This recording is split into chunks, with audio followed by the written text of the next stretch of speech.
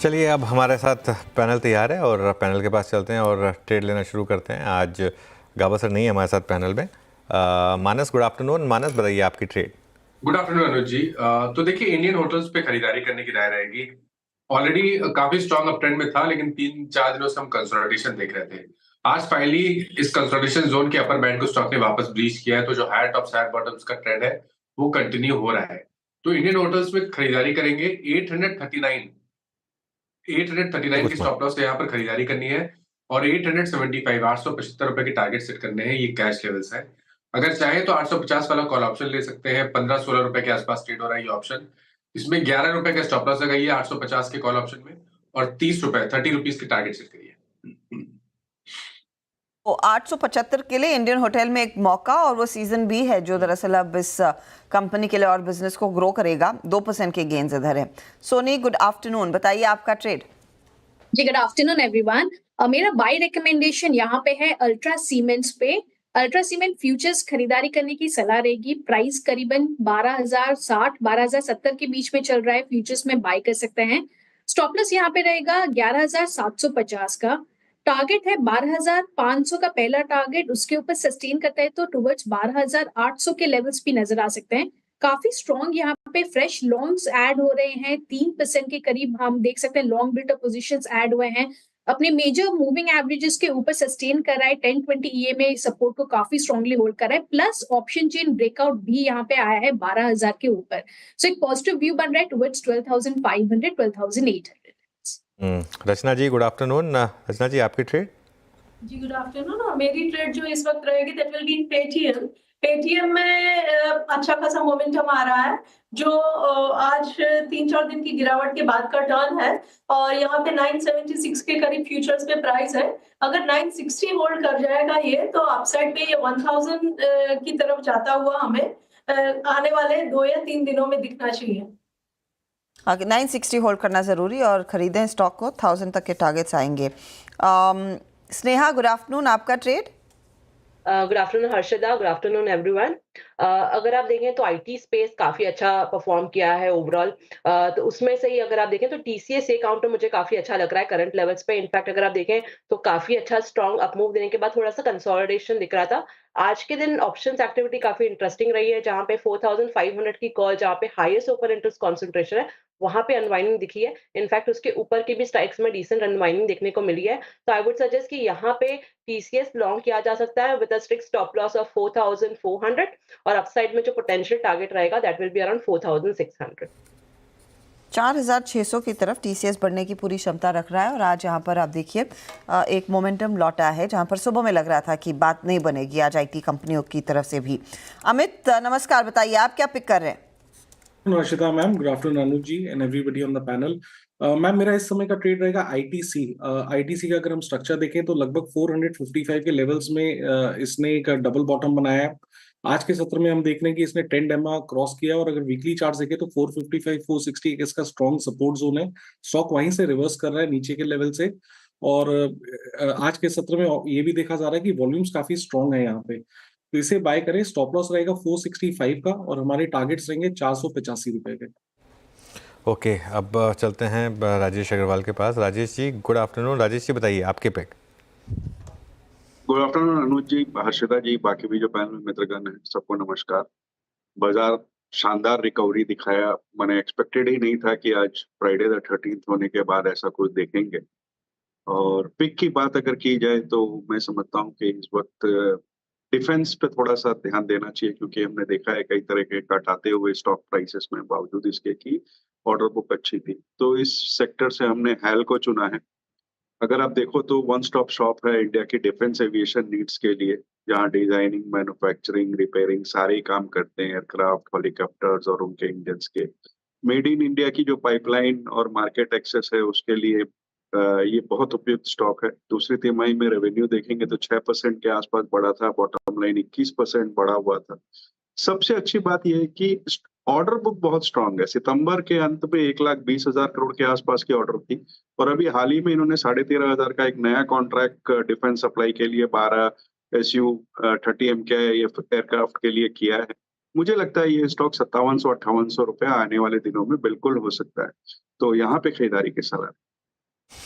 Okay, Nifty में अब meanwhile 180 point की तेज़ी और अब कुछ और स्टॉक्स एक बार आईटीसी लेकर आइए ज़रा स्क्रीन पर इंट्राडे में। और देखिए ये सारे के सारे स्टॉक्स जो हैं कि किस तरीके से भागे हैं। अगेन हजदा, अब क्यों भागा आईटीसी? ये जिस तरीके से भागा आईटीसी 4-4.5% इंट्राडे में भाग गया। स्टेट बैंक ऑफ इंडिया इस तरीके से भाग गया। ये प्योर एक्सपायरी, ये प्योर सेंसेक्स एक्सपायरी वाले मूव्स हैं। जितने भी मूव्स हैं ये प्योर सेंसेक्स एक्सपायरी वाले मूव्स हैं। अब एक तरीका इस मार्केट को देखने का ये हो सकता है कि हाँ, सुबह निफ्टी ने एक क्रूशियल लेवल को तोड़ा, उसको ऑलमोस्ट ब्रेक किया और रिकवरी आई, तो वो बहुत शानदार रिकवरी हो गई मार्केट के लिए। वो बात सही है, लेकिन जो इसमें बेसिक थीम है, आज ट्रस्ट मी बहुत से रिटेल लोगों का मार्केट के ऊपर से ट्रस्ट उठा होगा। आज जिस तरीके से मार्केट घुमा है, जी हाँ, जिस तरीके से दोनों तरफ मार्केट गया है। और ये मेरा मानना ये है कि मार्केट सिर्फ बिग प्लेयर्स के लिए नहीं होनी चाहिए। Big players with deep pockets, अब अगर इस तरीके से, हाँ आप ये कह सकते हैं कि देखिए हमने तो सबको बोला हुआ है रिटेल को कि 90% ट्रेडर्स पैसा लूज़ करते हैं, आप ध्यान से करिए, लेकिन वो कोई सॉल्यूशन नहीं है। ये मतलब अगर ये प्योर मूव्स जो हैं वो सिर्फ ऑप्शन से रिलेटेड मूव्स हैं और सिर्फ मार्केट को 4-5 स्टॉक्स के थ्रू इंडेक्स को मैनेज किया जा रहा है अगर, तो मुझे लगता है कि सेबी को फिर ज़रूरत है पता करने की, थोड़ा सा ये कौन से हेज फंड्स हैं, किस तरीके की स्ट्रैटेजीज यूज़ हो रही हैं, कितना पैसा बनाया जा रहा है ऑप्शन में, ये सब पता करने की ज़रूरत है। क्योंकि मार्केट को क्लियरली कॉर्नर किया जा रहा है। बिल्कुल, मैं ये नहीं कह रहा हूँ, देखिए इसमें इलीगल कुछ भी नहीं है। मैं ना एक चीज़ बार बार कहता हूँ, मैंने पहले भी कभी नहीं कहा कि ये इलीगल है। मैंने हमेशा ये कहा है कि इसमें फंसता रिटेल है, इसमें फंसता छोटा ट्रेडर है।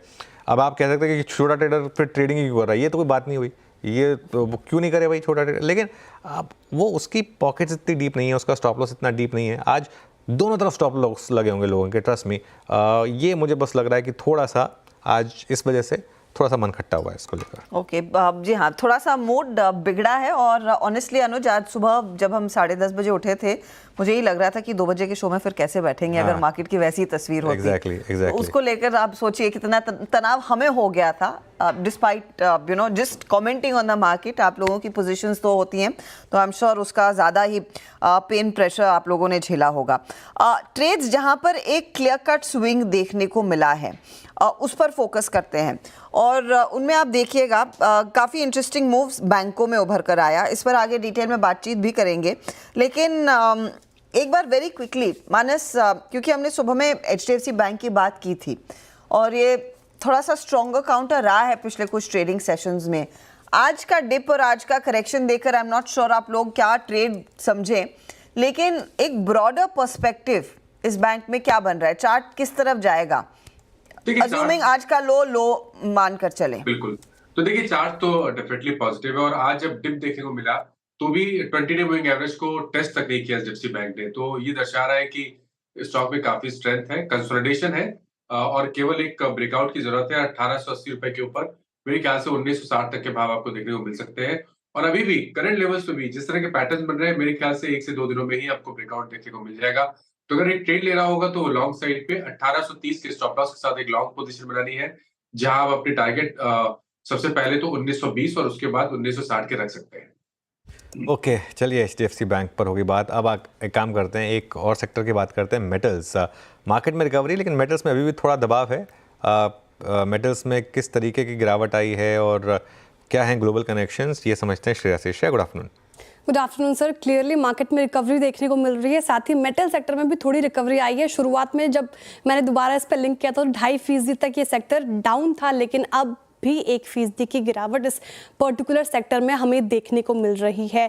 शुक्रवार की गिरावट यानी आज की गिरावट के साथ ही 6 दिन के लगातार तेजी पर रोक लगा है इस इंडेक्स का।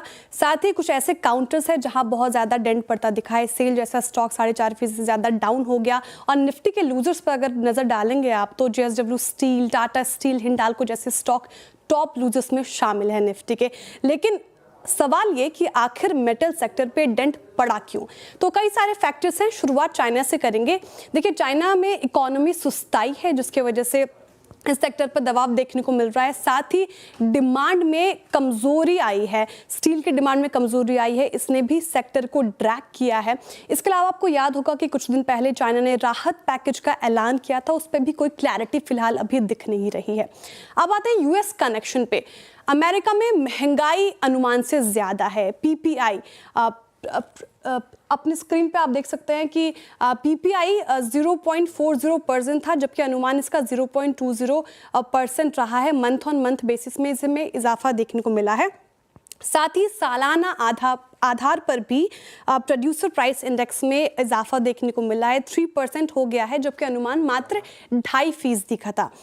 इसके अलावा क्रिस्टोफर वॉलर जो कि फेड बोर्ड ऑफ गवर्नर्स के सदस्य हैं, उन्होंने कुछ बात कही है जिसपे मेटल सेक्टर पर दबाव देखने को मिला है। उन्होंने कहा है कि पीपीआई के आधार पर वो अब ये फैसला करेंगे कि ब्याज दरों में कटौती होगी कि नहीं। और देखिए, अमेरिका में महंगाई सिरदर्द है, इसलिए ब्याज दरें में कमी को लेकर अब एक असमंजस पैदा होती जा रही है, और पीपीआई भी 3% पे है, अनुमान से ज़्यादा। तो ये सब तमाम फैक्टर्स हैं जिसने मेटल सेक्टर को कहीं ना कहीं ड्रैग किया है। ओके, तो कई सारे कारण और कई ग्लोबल कारण हैं जिसके चलते वो मेटल्स में क्लियरली दबाव बनता दिखाई दिया है। शुक्रिया श्रेया इस अपडेट के लिए। अच्छा, मेटल्स में सुबह में हमने शॉर्ट कॉल्स लिए थे, चाहे वो एनएमडीसी हो, चाहे वो जेएसडब्ल्यू स्टील हो, टाटा स्टील जैसे काउंटर्स हो, सब में अच्छी खासी बिकवाली देखने को मिली है। अब सवाल ये है कि वो बिकवाली आगे क्या परसिस्ट करें? क्या आप ये सोमवार के लिए पोजीशन शॉर्ट वाली कैरी करेंगे या नहीं? टाटा स्टील, जेएसडब्ल्यू स्टील जैसे काउंटर्स जो काफ़ी आज नरम है, 1-1.5% तक का नुकसान देखने को मिला है। रचना, आपकी सलाह क्या होगी? लेवल से यहाँ पे भी रिकवरी आई है और अच्छी खासी आई है। अगर टाटा स्टील की ही बात करें, 146 से 149 वो चला गया है, तो मेरे हिसाब से यहाँ पे शॉर्ट्स तो कैरी नहीं करने चाहिए, क्योंकि यहाँ पे लोअर लेवल से बाइंग आ रही है, ये बहुत क्लियर है। अगर आप लॉन्ग नहीं करना चाहते इन काउंटर्स में because of any fear of negativity, अलग बात है, बट शॉर्ट ना कैरी करें। और अगर लॉन्ग कैरी करेंगे भी तो आज के लो के स्टॉप लॉस के साथ एक अच्छी पोजीशन रिस्क रिवॉर्ड रेशियो के हिसाब से बन सकती है। ओके, चलिए कुछ और स्टॉक्स की बात करते हैं। भारती एयरटेल अभी भी निफ्टी का करीब टॉप गेनर, 4% ऊपर यहाँ पर भारती एयरटेल। राजेश जी, भारती ऐड करेंगे क्या इन लेवल्स पर? देखिए, आप अगर आपका लंबी अवधि का नजरिया है तो आपके पास दो ही कंपनियां हैं मोबाइल प्ले करने के लिए, या तो भारती या जियो। आइडिया तो खैर इस वक्त कोई गिनती में है नहीं सब्सक्राइबर नंबर के हिसाब से देखा जाए तो। आज की डेट में अगर भारती को देखो तो 550 मिलियन कस्टमर्स हैं। इंडिया अफ्रीका दोनों में बिजनेस बहुत अच्छा चल रहा है। जो एक्सपेंशन की बात हो रही है 5G नेटवर्क वगैरह की, वो बहुत पॉजिटिव है कंपनी के लिए, मैं तो कहूंगा। और आने वाले दिनों में हमें लगता है न केवल अर्निंग्स बल्कि कैश फ्लो में भी अच्छी खासी बढ़त नजर आएगी। इन सब के बीच में मुझे लगता है कि भारती एयरटेल में ध्यान देना चाहिए। और कल जो 2000 कुछ रुपए में जियो का प्लान आया, उसके बाद ये चीज तो क्लियर हो गई कि आरपूस अब इनके बढ़ने वाले हैं दो सारी कंपनियों के, तो वो एक पॉजिटिव इफेक्ट आएगा।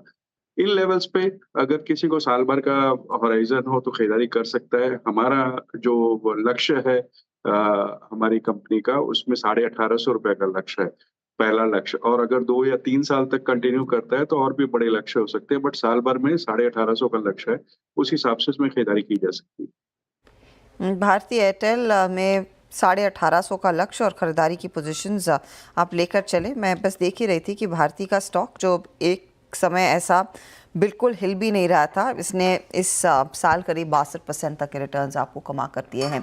तो मोमेंटम अच्छा खासा और इनके फेवर में दरअसल वो पूरा ट्रेड जाता हुआ। अनुज, जब आप मोतीलाल ओसवाल की वो वेल्थ क्रिएशन रिपोर्ट की चर्चा कर रहे थे रामदेव अग्रवाल के साथ, मैंने उसके कुछ एक्सर्प्ट्स पढ़े थे। 19 to 24 में भारती का शेयर सबसे बड़ा एक टर्न अराउंड रहा है, लॉस से मुनाफे में आई। एंड आई रिमेंबर कई साल पहले जब हम एम्पायर के ऑफिस में होते थे, रामदेव अग्रवाल सबसे ज़्यादा बुलिश थे और उसके बाद स्टॉक ने काफ़ी अंडर परफॉर्म किया। So it's perhaps history repeating itself कि एक शख्स जो एक कंपनी पर काफ़ी बुलिश था, फिर उसने अंडर परफॉर्म किया और अब फिर से वो अपने ग्लोरी ईयर्स में लौटता हुआ शेयर। बिल्कुल। और हर्षिता, मैं तो भारती की स्टोरी बहुत क्लोजली फॉलो की है। मेरी पहली जॉब थी टेक्निकली भारती, मतलब ऑफिशियल जॉब नहीं, लेकिन कॉलेज के टाइम पे मैंने वहाँ पर उनके सिम बेचे थे, मुझे याद है। तो एक सिम बेचने का 500 रुपये मिलता था, मुझे याद है। तो उसमें एक बार मैंने महीने में 3 सिम बेच दिए थे, तो 1500 रुपये उस समय कॉलेज स्टूडेंट्स के लिए बहुत पैसा होता था, बहुत ज़्यादा। तो और प्लस पेट्रोल का पैसा अलग मिलता था। तो एक ऐसी कंपनी थी, आई थिंक शायद 35 रुपये पर IPO आया था इसका शायद, और एडजस्टेड, और वो 25 तक गिर गया था, वहाँ लिया था रामदेव जी ने। और ये एक ऐसी कंपनी है जिसने खुद कभी कुछ गलत नहीं किया। इसमें जो वो वेल्थ डिस्ट्रक्शन आई थी, वो आई थी सेक्टर की वजह से, क्योंकि सेक्टर में इतनी ज़्यादा हेडविंड्स आ गई थी, स्पेक्ट्रम कॉस्ट इतने पहुंच गए थे, इतने सारे प्लेयर्स आ गए थे, लेकिन इन्होंने अपना डिसिप्लिन बना के रखा और इन्होंने सर्वाइव किया उस डाउन टर्न को। और अगर आप एक डाउन टर्न को सर्वाइव करते हैं तो नॉर्मली अगले अप साइकिल में आप बहुत पैसा बनाते हैं, जो भारती कर रहा है बेसिकली।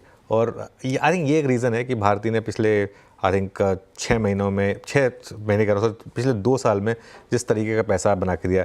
600 पे एक बार ही रुका था जब इसके प्रमोटर्स ने हिस्सा बेचा था, और 600 से फिर वापस 400 तक गया था, उसके बाद नहीं रुका ये। 400 से फिर सीधा 1600। और आई थिंक मैं और वीरू जब साथ में शो किया करते थे तो मैं एक बात बोली थी वीरू को कि भारती को मैं 2000 रुपये पे देखता हूँ, तब 300-400 रुपये का भाव था, अब ज़्यादा दूर रह नहीं गया 2000 से। और मेरा ये मानना है कि ये एक ऐसा स्टॉक है जो अगले 10 साल में आपको 5 डिजिट का भी होगा, 10,000 का भी रेट आपको दिखाएगा, क्योंकि एक ऐसी इंडस्ट्री में अब ये डिओपोली है जहाँ पर इसके बिना किसी का काम नहीं चलता है।